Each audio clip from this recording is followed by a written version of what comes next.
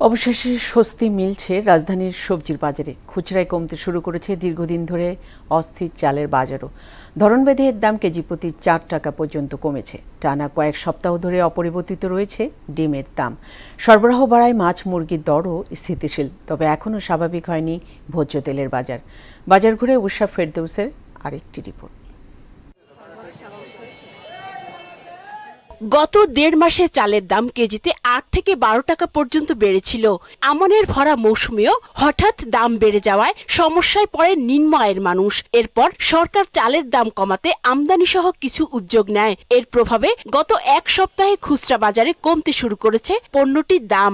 নাজিরটা তো বেশি আসতেছে, নাজিরটা একটু দাম কম, আর মিনিকেটও বাজার কমতি বাড়তি নয় এখন।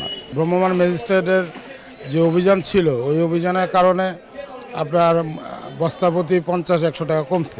তবে এখনো কর্পোরেট সিন্ডিকেটেই বন্দী সয়াবিন তেল। রোজার আগে এবারও বাজারে কৃত্রিম সংকট সৃষ্টি করে সরকার নির্ধারিত দামের চেয়ে বেশিতে বিক্রি করা হচ্ছে জরুরি এই পণ্যটি। সরকার নাকি দাম বাড়াতে দিবে না, ওনারা দাম বাড়াবে, এরকম একটা কথা শুনতেছি। 160-65 টাকা এরকম, এখন এক মাসের ভিতরে প্রায় 30-35 টাকা করে বাড়ে গেছে। এদিকে বাজারে পর্যাপ্ত সরবরাহ থাকায় স্থিতিশীল মাছের বাজার। চাষের মাছের দাম কমেছে কেজি প্রতি 50 টাকা পর্যন্ত।